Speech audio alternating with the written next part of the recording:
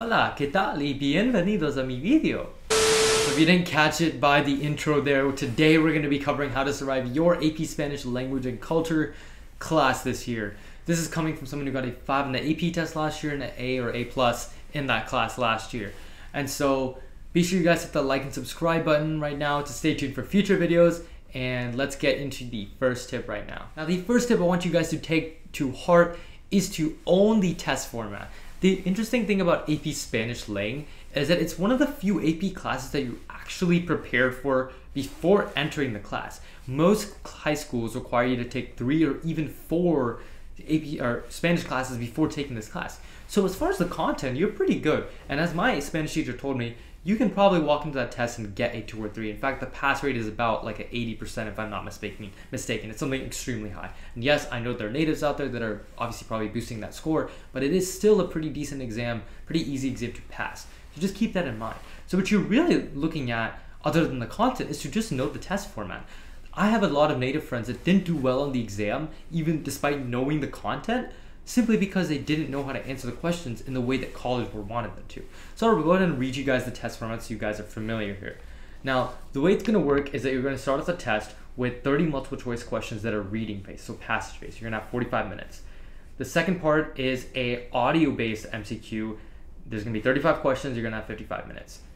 That's going to be followed up by by a break, and then you're going to have a 15 minutes to write an email reply, followed by and that's a writing thing, and you have 55 minutes for a persuasive essay. Again, that's writing.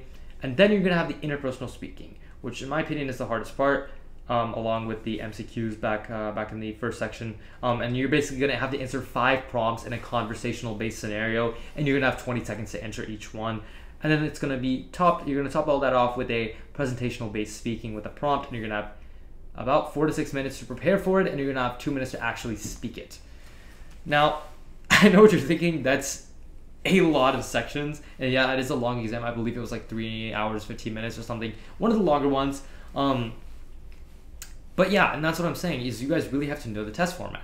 It is a lot. And so like, one of my advice as far as the AP test, or if you guys do a mock AP test in class, is you don't need to worry about doing well on like the email portions, the persuasive essay portions, until you get to that break. Once you get to that break, you gotta use your brain to start memorizing some kind of one-liners almost. You really want to memorize the intro and the conclusion part of your emails, your persuasive essay, because it's the same thing. It's right. It's like, dear this person, thank you for your email, and the ending's like, let me know if you have any questions, right? Cordialmente, right? Like, wrap up the email kind of thing.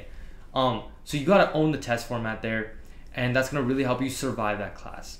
Now, my second tip for y'all is to do extra practice on your own using prompts that you can find online, such as the Orange AP Spanish book that I will link down below. I think it's just called AP Spanish Language and Culture book, but that's a very generic name. So I'll put the link down in the description below, so check that out.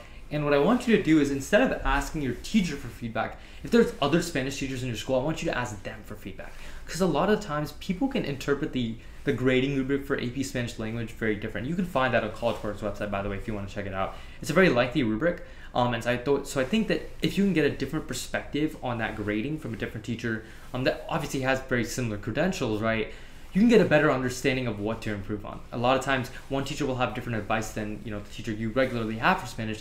So it's something I highly recommend. And what I want you to do with these practices is really focus on whatever you're struggling with. If you're struggling on the cultural comparison, which is the presentational speaking portion of the test, well, practice that. Do some extra practice at home. Maybe record a video, send it to your teacher, see if you can get some extra feedback. Not only is this going to make you more prepared, but your teacher's going to like you more. And inherently with the subjective portion of the class, you might get a little bit grade boost, not in like a mischievous way, but your teachers might be a little bit more lenient to you. If they see that you're struggling in that class, they at least see that you're putting in the effort, and they're going to be more likely to just give you more opportunities to maybe retake the assignment or boost your grade or do extra credit or something like that. So it'll really help you out with your grade. All right, so my third tip for y'all is to learn about a culture.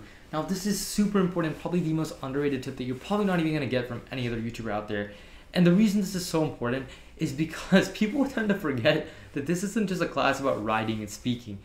Literally, the word culture is in the name of the class. It's AP Spanish Language and Culture. And what that means is that a lot of the content that's tested on the AP test and even in your class has to do with culture.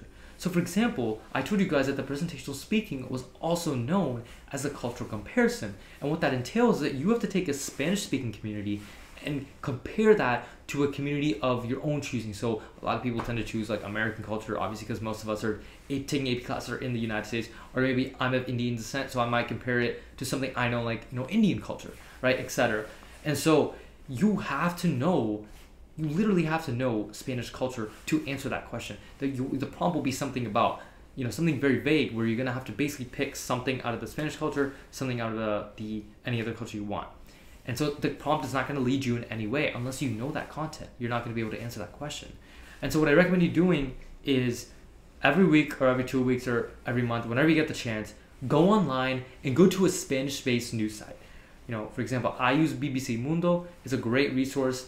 Most of the stuff isn't in Spanish, so it's really easy for me to understand. You don't need to read it to understand the Spanish. You just need to read it to understand the culture. And so if you can go there, see kind of, you know, what's the new happenings in the Spanish world, in the Hispanic-speaking countries, you will actually have something to write about during not only those cultural comparisons, but even in those persuasive essays. Typically, you're going to see something like that. And it'll help you answer some of those passage-based or audio-based MCQs as well, because a lot of those tend to do with kind of real-world current event kind of things in the Hispanic community. So be sure you learn the culture.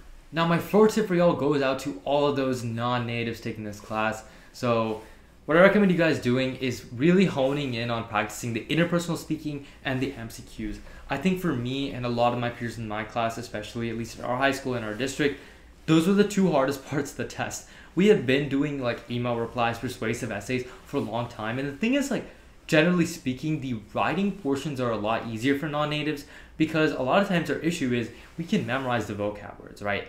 And we have it in our brains, but we need more than like 2 or 3 seconds to really speak it out there. And so a lot of times that interpersonal speaking that's capped out at 20 seconds, it's not giving us enough time to answer the question. So we're a lot better off at the writing, especially when we have like 55 minutes for that persuasive essay. We really have enough time to craft our thoughts properly.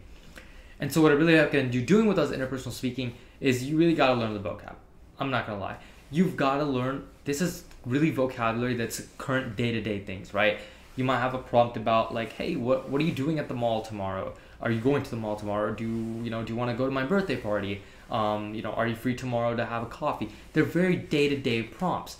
And a lot of times in Spanish, we are sometimes used to learning less conventional means and more professional things, right? On that persuasive essay, it's a lot more formal, and you're spending a lot of time learning terms for that, when on the interpersonal speaking, you really need to learn more of those day-to-day terms. So I really recommend going to Google, search up a list of there's a lot of lists on there online that are going to be like titled like 100 vocabulary words for day-to-day Spanish. And if you can learn those words, you can be in really good shape for that interpersonal speaking. And it also comes back to tip 2 that I mentioned of practicing it. Just drill and kill the practices, and you'll get better at answering the prompts, especially in that quick time frame, that 20-second time frame, and get feedback from your teacher. Now for the MCQs, again, just drill and kill the practices. And what I want you to do is don't worry about the timing for the first month or two whenever you're practicing, but just highlight every single word that you don't understand whenever you're reading the passages, or write down those words if you're listening to audio. And then after you're done answering the MCQs, you get your grade back and you're kind of going over it, learn every single vocab word, right? Even if you're you were able to kind of guess it and it was a cognate, still write it down. You have to make sure you're learning the vocab to answer the questions properly on the test. So that was a great bonus tip for you guys. All right, y'all, so I appreciate y'all sticking around to the end of this video, and I actually have one very nice special opportunity for you guys. I'm actually looking for people to add on to the Master HS YouTube team so we can expand and deal with more content for all high schoolers. Things like finance, accounting, computer science, calculus, math, whatever it is, as long as it's an academic related subject or an activity outside of school that you may be doing, like a personal project or passion project. I recommend you guys filling down the form in the description of the video, and so you guys can possibly join my team. I'd love to work with you guys, as I love you guys. And so be sure you guys hit the subscribe and like button as well to stay tuned for future videos. And until then, I'll see you in the next one.